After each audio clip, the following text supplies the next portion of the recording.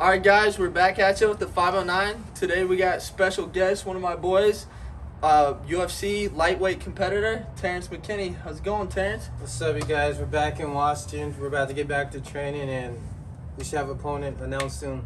Fuck yeah, man. All right, so you were just in Albuquerque this weekend. How was that? Man, it was a movie. We're cage side, well, ring side, because it's boxing. And it was super sick. People were getting messed up. Lots of blood. I felt bad for a couple people. But yeah, it was super sick. Got to FaceTime John Jones. Met Holly Holmes. One of the GOATs. So it was just a great experience overall. Yeah, dude, that's badass. You're just hanging out with champs and shit. Now you're going big time. You only had 4 UFC fights, not counting your Contender Series fight. You're 3-1 right now. Definitely on the come up. So how you feeling with everything going on? Like, how has your life changed recently with the UFC? Like they say, it's been a movie, man. Just really grateful to God for it. So I don't take this for granted. That's why I'm going right back to the gym. So this can never be taken away from me. Because like I said, it's been a movie. It's been sick. Something I'm never gonna forget ever. Yeah, man.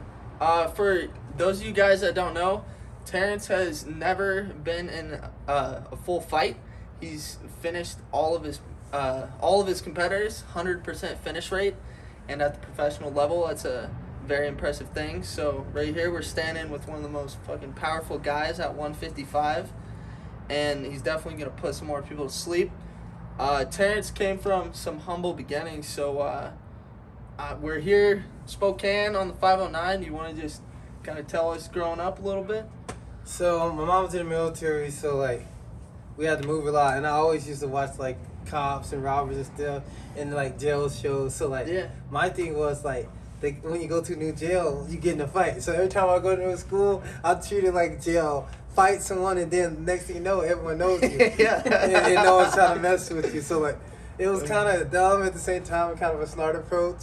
Yeah, fuck yeah, big dog. But it was funny as hell. It actually worked though. That's the funny thing, and a lot of people knew me because like I always would fight, like because like I'm at a new school, I gotta leave my mark. It was a funny way to do it, but yeah, ended up moving to Washington about when I was about to go into 6th grade, and that's where the story all started to unfold. Yeah. Started wrestling out here. What got you into wrestling? My stepdad Ross, actually. Nice. Because he saw I was very hyperactive, and I love violence, like movies, Dragon Ball Z. Fuck yeah, dude. Dragon Ball Z. Anything with fighting in it, I pretty much love. So like, he got me to wrestle, and later on, I was able to get 2 state titles thanks to him telling me to do it. And I worked hard and fell in love with it.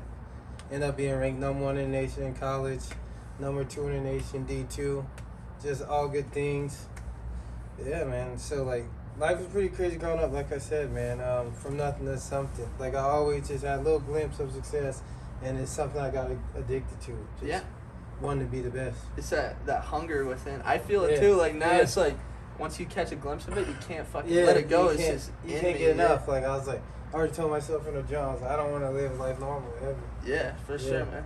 So when you were in college, you're at the top. You were a state champ, number 1 ranked in JUCO, number 2 in D2. You're coming in one of the top recruits, and you had some crazy shit happen. So you want to elaborate on that a little bit?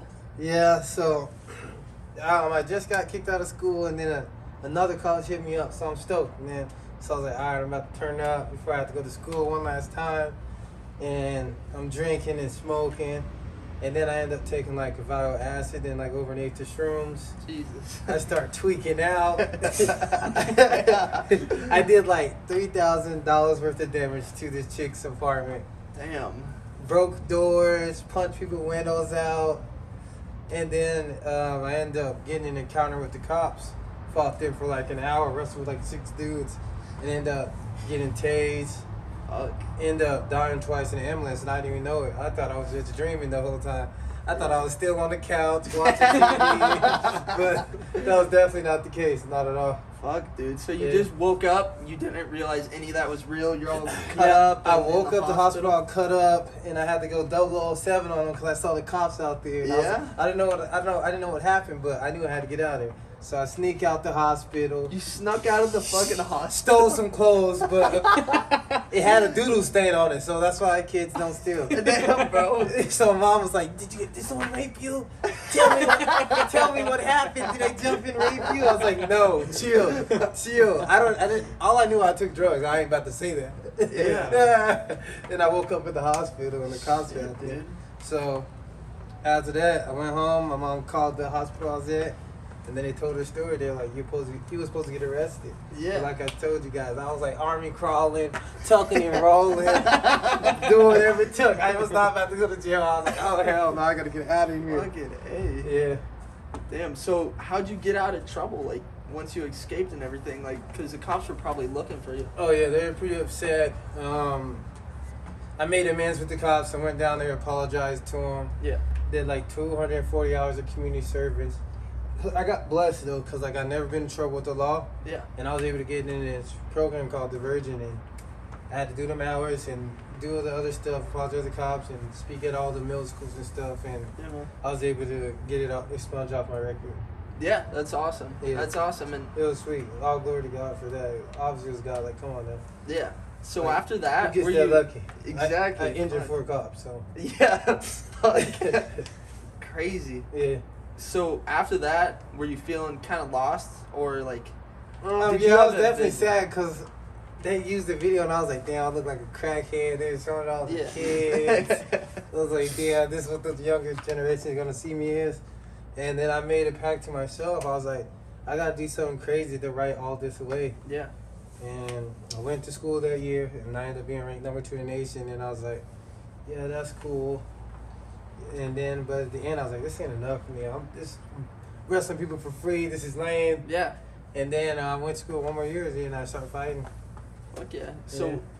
did you just like, what got you into fighting was basically you're wrestling and you want to make some more cash with it? It was me dying twice, actually. I Yeah. saw me fighting hella people on my trip, and I was like, Actually. if God showed me all this, I'm probably supposed to fight. This is the last thing I've seen, and I died twice. Yeah. So, and then I started, and here we are today.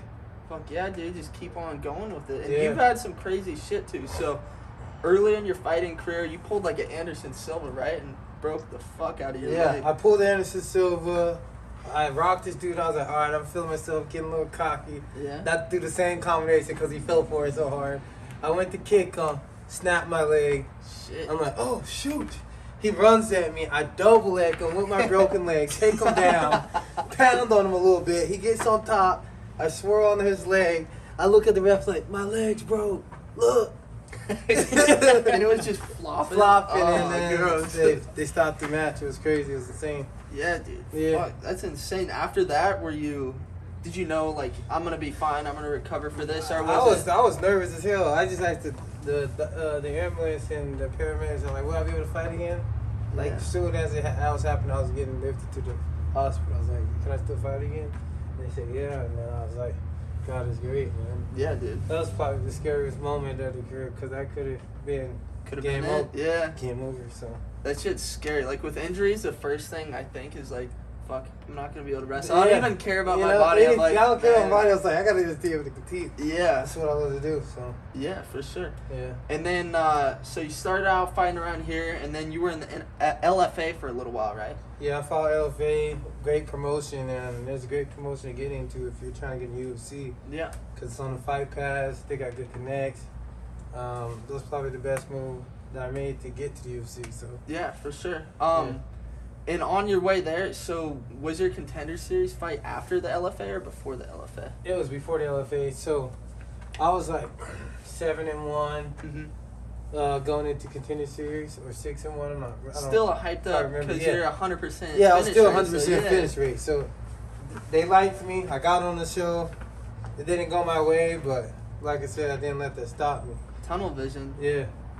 I just knew losing part of the game. If you wrestle before, you know what makes someone good. You see someone lose, they probably become a different animal if they're really about it. Yeah, dude. And I had to keep that mentality because that's part of the game. You win and you learn. So Yeah. I used it as growth. And I knew if they like me then, they'll like me later. I just got to keep doing what I do. Exactly. What doesn't kill you makes you stronger. Exactly. And it definitely paid off in your case. So, Yeah. with that, so LFA led to that fight. It wasn't it Adesanya versus Vittori or yeah, and you got on that card on the prelim and you fucking showed up then, dude. Fastest knockout in lightweight history. I remember I was watching that shit because we've been wrestling for about, I don't know, not too long. I didn't know you for that long then because I met you during COVID, but I knew you and we're watching that shit and fucking hit that 1-2, dude. Oh my god, that shit was so hype. Like, yeah, that was a movie. Yeah. Like I said, that's why I'm hungry for more. Yeah. Like, this is just the little small steps. It's just going to get better and better. Yeah. I just got to work harder and harder. That's just how it goes. You want more, you got to put in more. Exactly. Yeah. So from that moment on, it's just been, you know that you're destined for greatness. Ever since that fucking 1-2. Ever since then, I knew that God was on this journey with me, and then this was my destiny to take over the world. So. Yeah, man. I'm excited for the come up. So, right now, 3-1 in the UFC. Still 100% finish rate. I think that Dober fight, dude, you were fucking that dude up. He was. The fans know. The fans know. It happens. But people know too. So. And it was on 4-day notice. So. Yeah. Fuck it. It is what it is. I know I'll fight him again. He won't fight me again. Yeah, on the come up, bro. He'll have to fight you when you're top ranked. He has to if you want to get in the rankings. So. Yeah, exactly. Yeah. So, right now, are you thinking of any other opponents? Right now, I'm trying to get either Jim Miller or Bobby Green. Yeah. Or Brad Riddell got booked, so that's out. Honestly, anyone. I'll fight anyone. I'm not a fake fighter. Yeah. Just hungry for that. I'll fight anyone. Like, your goal to be in the rankings before the end of the year? So, anyone who gets me closer to that. Fuck yeah, I did. Yeah. I think you got it. And just recently, you had a son. Yeah. So, how has fatherhood been? Oh, I got pooped on today, pissed on. Shit was nasty as hell. I was hurt. I was like, bro, come on, man. I just got back home, man. He doo-dooed all over my hair. You couldn't tell because you guys see I'm brown, but, you know, I felt the wetness. I felt the wetness. I was pissed. Damn, bro. It was squirting, man. It was terrible. That's awesome. It looked like a scary I mean, movie. that's not awesome, but... It looked like Scary Movie 4 in there. He's lucky he's cute, man. I don't know. Yeah. Fuck, dude. I cannot deal with that shit. Like, Yeah. I can deal with blood and stuff, but whenever it comes to, like, shit or piss or puke, it's like, ew. No, I was pissed, bro. Yeah. Yeah, but fuck. I'm glad that you're looking up. You're definitely an inspiration to all of us younger guys. All those wrestlers and shit in that room, like, I damn know that you've inspired all of us. And you've inspired the 509, man. Like, you're here, you're showing anybody can do anything. You're on your way up, and fuck, I seen your future UFC champion. Pena brought it home for a bit. I mean, kinda. She's in Chicago, but... No, we're bringing it to the 509. Fuck yeah. The city's going up. Yeah, dude. We'll throw a party for the whole city. The kids, the old grandparents, the grannies. Everybody better be there. Alright, well, you guys heard it here. Terrance Mckinney. Look for him in the UFC. He's going to be fighting again probably this year. Going to be a ranked fighter. And we're excited for it. Thank you guys for tuning in to the 509. Until next time, this was Terrance Mckinney. Let's go. 509, baby. Stand up.